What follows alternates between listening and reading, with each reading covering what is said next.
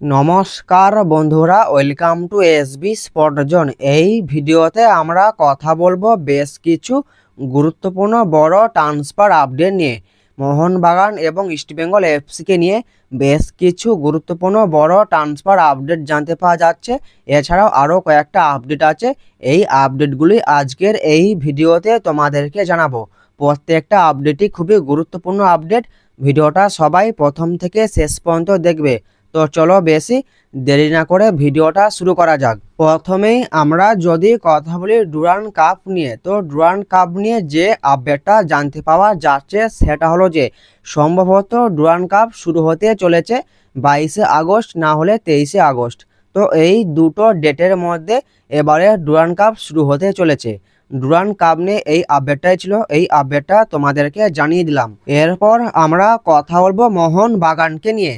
মোহনবাগানকে নিয়ে প্রথমেই তোমাদেরকে যে আপডেটটা জানাবো সেটা হলো যে এবারে ডুরান্ড কাপে মোহনবাগানের সিনিয়র দল থেকে কিছু প্লেয়ার এবং জুনিয়র দল থেকে কিছু প্লেয়ার মিশিয়ে একটা দল তৈরি হবে।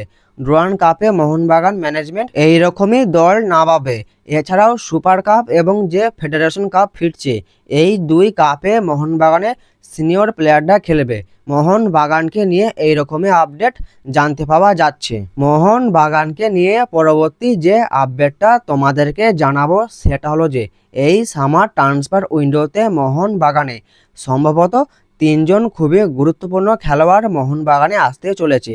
যে তিনজন গুরুত্বপূর্ণ খেলোয়াড় মোহনবাগানে আসতে চলেছে তারা ইন্ডিয়ান না বিদেশি প্লেয়ার সেটা জানতে পাওয়া যায়নি, কিন্তু এইরকমই জানানো হয়েছে মোহনবাগানে তিনজন খুবই গুরুত্বপূর্ণ খেলোয়াড় মোহনবাগানে সামার ট্রান্সফার উইন্ডোতে আসতে চলেছে। তো মোহনবাগানকে নিয়ে এরকম একটা আপডেট জানতে পাওয়া যাচ্ছে, এই আপডেটটা তোমাদেরকে জানিয়ে দিলাম। এরপর আমরা কথা বলবো ইস্টবেঙ্গল এফসিকে নিয়ে। ইস্টবেঙ্গল এফসিকে নিয়ে তোমাদেরকে প্রথমেই যে আপডেটটা জানাবো সেটা হলো যে তোমরা সকলেই জানো যে বেঙ্গালুরু এফসির প্লেয়ারকে নেবার জন্য টার্গেট করেছে মোহনবাগান এবং ইস্টবেঙ্গল এফসি। কিন্তু এখন লেটেস্ট যে আপডেটটা জানতে পাওয়া যাচ্ছে যে ইস্টবেঙ্গল এফসির তরফ থেকে বেঙ্গালুরু এফসির কাছে একটা ট্রান্সফার ফি এবং একটা বেশ বড় অফার রাহুল ভেকের জন্য পাঠানো হয়েছিল।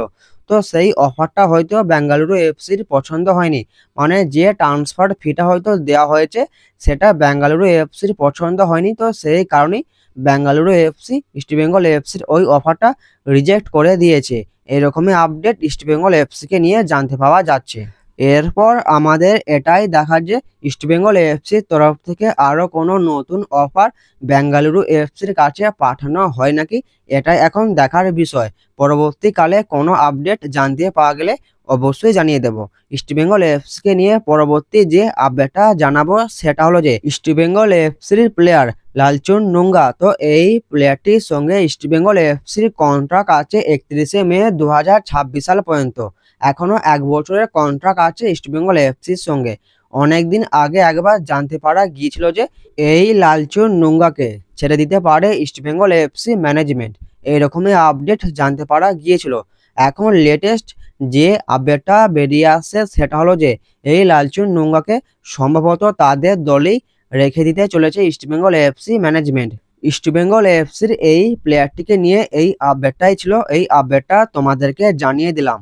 পরবর্তী যে আপডেটটা তোমাদেরকে জানাবো সেটা হলো যে এফসি গোয়ার প্লেয়ার জয় গুপ্তা। তো এই জয় গুপ্তার সঙ্গে এফসি গোয়ার কন্ট্রাক্ট আছে 2028 সাল পর্যন্ত। বেশ একটা বড় কন্ট্রাক্ট, কিন্তু যে আপডেটটা জানতে পারা যাচ্ছে যে ইস্টবেঙ্গল এফসির তরফ থেকে এই জয় গুপ্তাকে একটা ব্যাকআপ প্লেয়ার হিসেবে তাদের শর্ট লিস্টে রেখে দিয়েছে। মানে যদি অভিষেক সিংকে না পাওয়া যায় তাহলে এই জয় গুপ্তার প্রতি নজর দেবে ইস্টবেঙ্গল এফসি ম্যানেজমেন্ট। ইস্টবেঙ্গলকে নিয়ে এইরকমই আপডেট জানতে পাওয়া যাচ্ছে। তোমাদেরকে আরও একটা বিষয় জানিয়ে রাখি, সেটা হলো যে এই জয় গুপ্তাকে এখনো পর্যন্ত কোনো রকম কোনো অফার ইস্টবেঙ্গল এফসির তরফ থেকে পাঠানো হয়নি। তো জয় গুপ্তাকে ইস্টবেঙ্গল এফসি ম্যানেজমেন্ট তারা তাদের ব্যাকআপ শর্ট লিস্টে রেখে দিয়েছে। জয় গুপ্তাকে নিয়ে এইরকমই আপডেট এবং ইস্টবেঙ্গল এফসিকে নিয়ে এরকমই খবর বেরিয়ে আসছে। আজকের এই ভিডিওটা এই পর্যন্তই। ভিডিওটা যদি ভালো লাগে ভিডিওটা অবশ্যই একটা লাইক করে দিও, যারা আমাদের চ্যানেলে প্রথমবার আসবে চ্যানেলটা অবশ্যই সাবস্ক্রাইব করে দিও। তো দেখা হচ্ছে নতুন কোনো একটা ভিডিওতে।